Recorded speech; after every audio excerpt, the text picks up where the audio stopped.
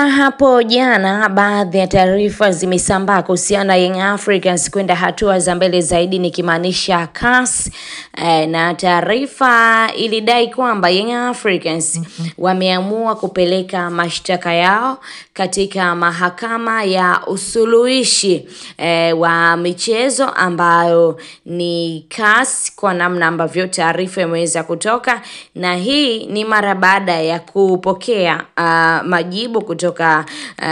TPLB kuhusiana na mashtaka yao ambao walipeleka na madai yao ambayo walikuwa nayo, lakini mambo yakawa tofauti kwa upande wao, tofauti na ambavyo wao wenyewe walitarajia majibu yatakuwa hivyo, kuonekana kwamba hawastahili kupata alama zozote tatu ambazo wao wanaona kama wanazistahili. Lakini taarifa inadai kwamba Yanga wameamua kwenda kasi kwa sababu hawana imani tena na bodi ya ligi ili kupata haki yao ya msingi ambayo wao wanahitaji kwa kiasi kikubwa. Kila mmoja amekuwa na maoni yake kuhusiana na hili, lakini pia wewe unaweza kuwa na maoni yako kwa hiki ambacho kinaendelea. Kauli ya Haji Sande Manara pia ilizungumzwa, akihitaji pia uongozi wa Yanga ufanye maamuzi na kutoka hadharani na kuzungumza, sio kukaa kimya kuonekana kama wanaiogopa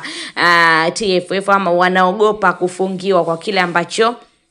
kinaendelea. Lakini Haji Manara alisema wabakie na msimamo wao na ikiwezekana waende hatua za mbele zaidi ambazo zinahitajika kwenda ili kuweza kupata haki yao, kwa sababu wanaona kama bodi ya ligi imeamua kutokuwa upande wao kwa namna ambavyo wenyewe wanalitazama ili swala. Tuambie maoni yako kuhusiana na hili, lakini kubwa zaidi tu usiache kusubscribe katika YouTube channel yetu ya Mtanange TV kama bado haujaweza kufanya hivyo, ili uendelee kujipatia taarifa zetu mbalimbali kwa uharaka zaidi. Asante ambaye tayari umekwisha kuwa mwanafamilia bora wa Mtanange TV.